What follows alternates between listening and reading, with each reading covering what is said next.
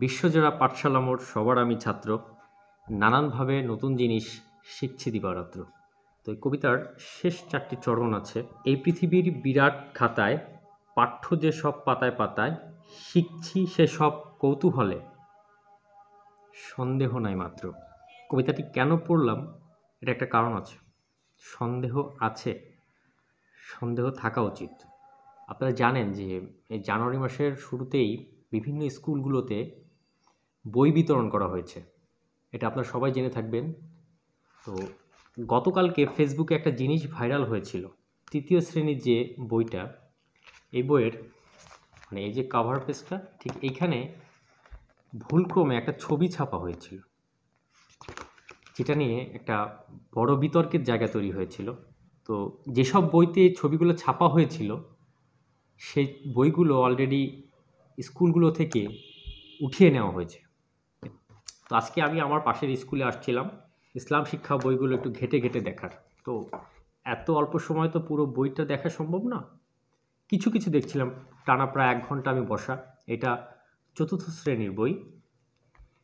প্রচুর পরিমাণে ভুল পেয়েছি আমি, প্রচুর পরিমাণে বানান ভুল, সেই সব কথায় নাই গেলাম। সবথেকে গুরুত্বপূর্ণ বিষয়, আমরা বাচ্চাদেরকে কি শেখাচ্ছি, অরিজিনাল জিনিসটা শেখাচ্ছি কি না সেটা তো আমাদের জানা উচিত। এটা 5ম শ্রেণীর ইসলাম ও নৈতিক শিক্ষা বই। এখানের 111 নম্বর পাতায় একটা গুরুত্বপূর্ণ ভুল তুলে ধরা হয়েছে। আমি আপনাদের সামনে ছবিটা তুলে ধরছি, দেখতে পাচ্ছেন।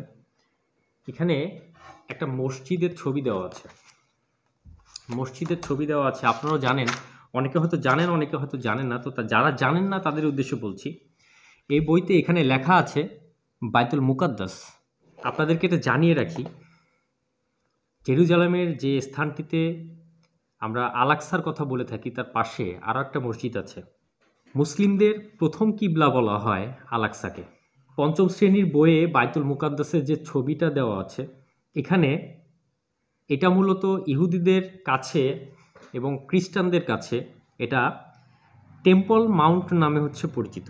ইহুদিরা মূলত কুব্বাত আস সাকবা বা ডোম অব দ্য রক বলেও বলে থাকে।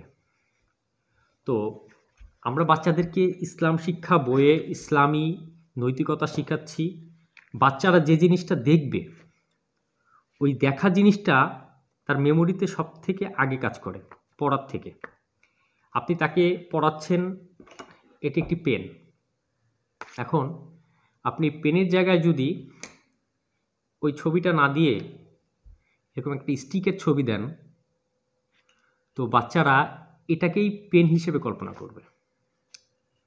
তো আমরা আসলে কি শিখাচ্ছি, অরিজিনালটা শিখাচ্ছি কি না সেটা সন্দেহ।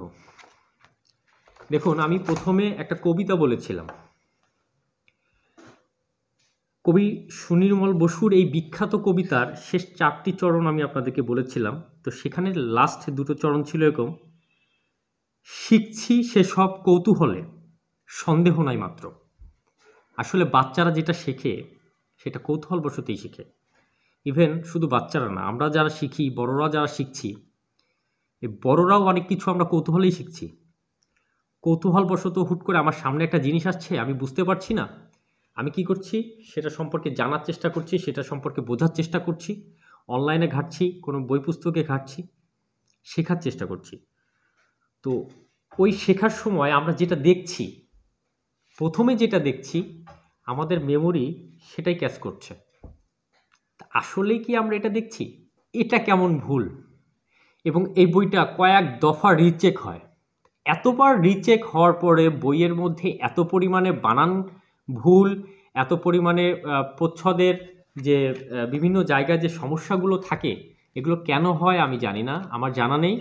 দেখুন, 5ম শ্রেণীর বইয়ের একদম কাভার পেজে এটা কত বড় ভুল আপনি চিন্তা করুন, যে এটাকে ওনারা বাইতুল মুকাদ্দাস হিসেবে শো করেছেন।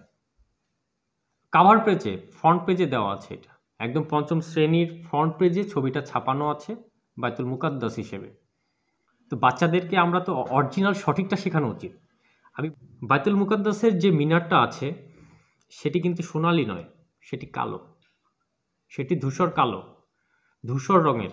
ধূসর কালো রঙের। তো প্রথমে একটা কবিতা দিয়ে শুরু করেছিলাম এবং কবিতাটা দিয়ে আমি শেষ করতে চাই। আপনারা যারা টিচার আছেন, আপনারা যারা বাচ্চাদেরকে ক্লাসে বাচ্চাদেরকে পড়ান, বা যে সকল গার্ডিয়ানরা আপনারা বাচ্চাদেরকে বাসায় বসে পড়ান, তো আপনাদের কাছে একটা অনুরোধ থাকছে, বাচ্চাদেরকে সঠিকটা শেখান।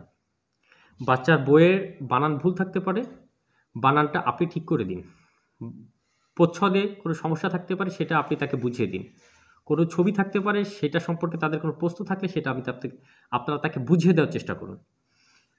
আসলে বাচ্চাদেরকে যদি আপনি এটা শিক্ষা না দেন, এই ভুলটা সে সারা জীবন তার মেমোরিতে থেকে যাবে এবং বারবারই সেই ভুলটা করতে থাকবে।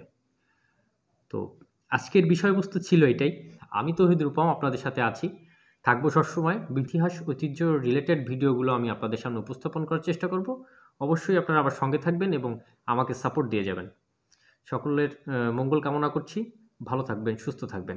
আসসালামু আলাইকুম।